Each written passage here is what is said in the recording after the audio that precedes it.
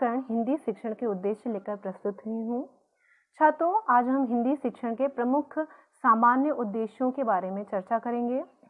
यूँ तो किसी भी विषय के शिक्षण के मुख्यतः दो उद्देश्य होते हैं, सामान्य उद्देश्य पहला और दूसरा है विशिष्ट उद्देश्य। सामान्य उद्देश्य सदैव विषय से संबंधित होते हैं, जो कि सदैव समान रहते हैं, वो परिवर्तनशील नहीं होती हैं। और जो विशिष्ट उद्देश्य होते हैं वो विषय के प्रकरण से संबंधित होते हैं। जैसे प्रकरण बदलता है, विशिष्ट उद्देश्य भी परिवर्तित होते चले जाते हैं। इस प्रकार हम कह सकते हैं कि जो सामान्य उद्देश्य होते हैं वो परिवर्तनशील नहीं होते, जबकि विशिष्ट उद्देश्य प्रकरण बदलने के साथ साथ परिवर्तित होते चले जाते हैं। इसका एग्जाम्पल हम ले सकते हैं, यदि हम गांधी जी पढ़ा रहे तो हमारे जो विशिष्ट उद्देश्य होंगे प्रकरण से संबंधित सत्य अहिंसा होगा। वहीं अगर हम लक्ष्मीबाई का पाठ पढ़ा रहे तो हमारा उद्देश्य शूर वीरता इत्यादि से परिवर्तित होते चले जाते हैं। इस तरह जो प्रकरण से संबंधित हमारे विशिष्ट उद्देश्य हैं वो परिवर्तित हो जाएंगे, जबकि विषय अगर हमारा इतिहास हम लेके चल रहे हैं तो उसके जो सामान्य उद्देश्य होंगे, इतिहास हो या हिंदी हो, जो भी विषय हम लेके चल रहे हैं उसके सामान्य उद्देश्य सदैव समान रहेंगे, अपरिवर्तनशील रहेंगे। तो हम बात करते हैं हिंदी शिक्षण के सामान्य उद्देश्यों की, जो प्रमुख रूप से निम्नलिखित है। पहला है शुद्ध, सरल, स्पष्ट एवं प्रभावशाली भाषा में छात्र अपने भावों, विचारों, अनुभूतियों को अभिव्यक्त कर सकेंगे। दूसरा, छात्रों को इस योग्य बनाना कि वे उचित भाव भंगिमाओं के साथ वाचन करके काव्य कला तथा अभिनय कला का आनंद प्राप्त कर सके, साथ ही अपने मानसिक सुख दुखात्मक भावनाओं के प्रति संतुष्टि प्राप्त कर सके। तीसरा, ज्ञान प्राप्त करने और मनोरंजन के लिए पढ़ना लिखना सिखाना, गद्य पद्य में निहित आनंद और चमत्कार से परिचय प्राप्त कराना, पुस्तकों में निहित ज्ञान भंडार का अवलोकन कराना तथा बालक की स्व अध्यायशीलता के प्रति रुचि उत्पन्न करना मातृभाषा शिक्षण के प्रमुख उद्देश्य हैं। चौथा, क्रमबद्ध विचार प्रणाली और भावाभिव्यंजन में दक्ष बनाना। पांचवा, बालकों में शब्द, वाक्यांश और लोकोक्तियों आदि के कोश में वृद्धि करना, क्योंकि जो शब्द, वाक्यांश या लोकोक्तियां, मुहावरे होते हैं, ये हमारे हिंदी को और समृद्ध बनाते हैं, प्रभावपूर्ण बनाते हैं। छठा आता है उनको शुद्धता एवं गति का निरंतर विकास करते हुए वाचन का अभ्यास कराना, जिससे बच्चे जो त्रुटिपूर्ण वाचन करते हैं, रुक रुक के वाचन करते हैं, इसमें वे पारंगत हो जाए और एक निरंतर शुद्ध गति से वाचन कर सके। सातवां आता है ज्ञान क्षेत्र तथा विवेक का निरंतर विकास करते हुए वाचन का अभ्यास कराना उन्हें। आठवां, विभिन्न शैलियों का परिचय कराकर अपनी उपयुक्त शैली के विकास में सहायता करना। नवा, उन्हें साहित्य के सृजन की प्रेरणा देना, जिससे वो कुछ नया रचें। रचनात्मक सृजनात्मकता का विकास करना, जिससे वे अपने अवकाश के समय के सदुपयोग द्वारा अपने व्यक्तिगत तथा सामाजिक जीवन को सुसंस्कृत एवं सुखी बना सकें। 10वां, बालकों को मानव स्वभाव एवं चरित्र के अध्ययन का अवसर प्रदान करना।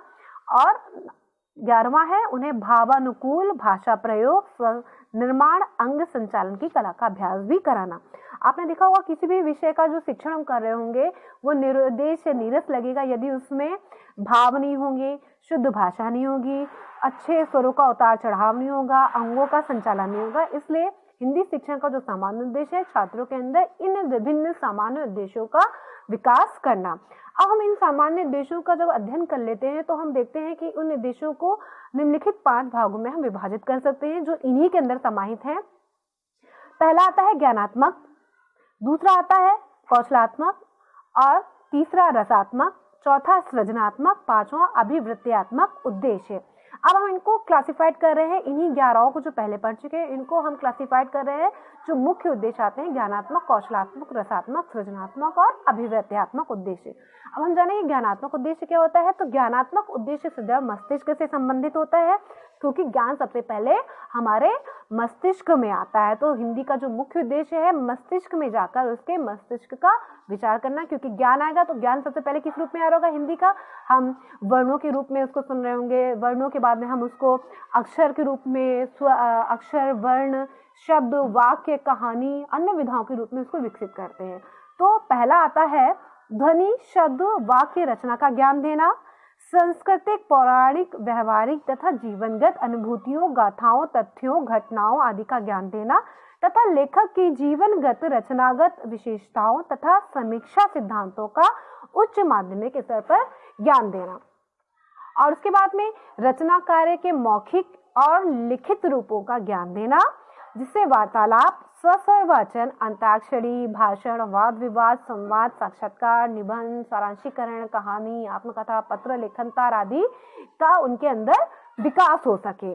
ठीक है, कि बच्चे को पहले हमने जो है लिपि का, वर्ण का, अक्षरों का, हम कह राइमिंग वर्ड्स का ज्ञान दिया, जिसके कारण वो अब क्या करेंगे, उसको बोलेंगे, उसको वार्तालाप में लाएंगे, उसको थोड़ा बहुत लिखने का भी प्रयास कर सकते हैं। तो इस तरह से हम उसका ज्ञानात्मक पक्ष का विकास करते हैं। फिर दूसरा आता है कौशलात्मक उद्देश्य।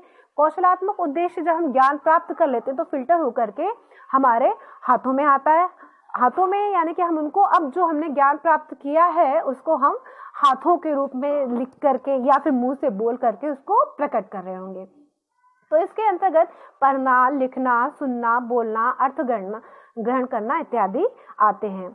इसमें कौन कौन सी क्रियाएं सन्निहित होती हैं? तो सुनकर अर्थ ग्रहण करना, शुद्ध एवं स्पष्ट वाचन करना, गद्य पद्य पढ़कर अर्थ ग्रहण करना, बोलकर भाव अभिव्यक्ति करना, लिखकर भाव अभिव्यक्ति करना। यानी हम बोलकर या लिखकर भावों की अभिव्यक्ति कर रहे होंगे। किन भावों की? जिस भाषा का हम पढ़ रहे हैं, जिसका अध्ययन कर रहे हैं, उसके बारे में हमने पहले ज्ञान प्राप्त किया, फिर उसको कौशलात्मक रूप में उसको प्रकट करने का प्रयास किया। अब इसके बाद में छात्रों के अंदर निम्नलिखित योग्यताएं आ जाएंगी। क्या? कि वे धैर्यपूर्वक सुनना शुरू कर देंगे, शिष्टाचार का पालन करना शुरू कर देंगे, और इसके बाद में जो शब्द है, मुहावरे हैं, लोकोक्तियां हैं, प्रसंगानुकूल अर्थ व भावों को वो समझ सकेंगे, और कहाँ स्वराघात करना है, कौन सा स्वर है, व्यंजन है, किस स्थान से उच्चारित करना है, इसको वे समझ सकेंगे। भाव या विचारों को सरलता से ग्रहण कर सकेंगे। और फिर वार्तालाप, वाद विवाद, प्रवचन, भाषण, आदेश, निर्देश, कविता, आकाशवाणी प्रसारण इत्यादि सामग्री को सुनकर उपयुक्त योग्यता का उनके अंदर हम विकास भी कर सकते हैं। जो कौशलात्मक का विकास हम विभिन्न, जो अभी से पहले हमने सामग्री बोली, इनको यूज करके हम बच्चे के अंदर कौशलात्मक उद्देश्य विकसित कर सकते हैं। फिर आता है हमारा रसात्मक या समीक्षात्मक उद्देश्य, कि अब जो हमने पढ़ा है या गद्य है या पद्य है, जो भी हम पढ़ रहे हैं, उसका रसात्मक उसका आनंद प्राप्त करना।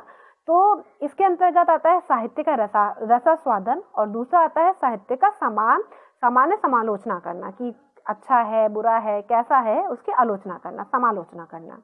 इन उद्देश्यों का संबंध उच्चतर माध्यमिक कक्षाओं से होता है। छोटी कक्षाओं में ये जो उद्देश्य है इनका विकसित नहीं किया जाता है। ये उच्च माध्यमिक कक्षाओं में इनका, उच्च या उच्चतर माध्यमिक कक्षाओं में इनका विकास होता है। मुख्यतः जो है हम 8वीं से लेकर के या 9वीं, 10वीं, 11वीं, 12वीं में इन शिक्षा उद्देश्यों का विकास छात्रों में करते हैं।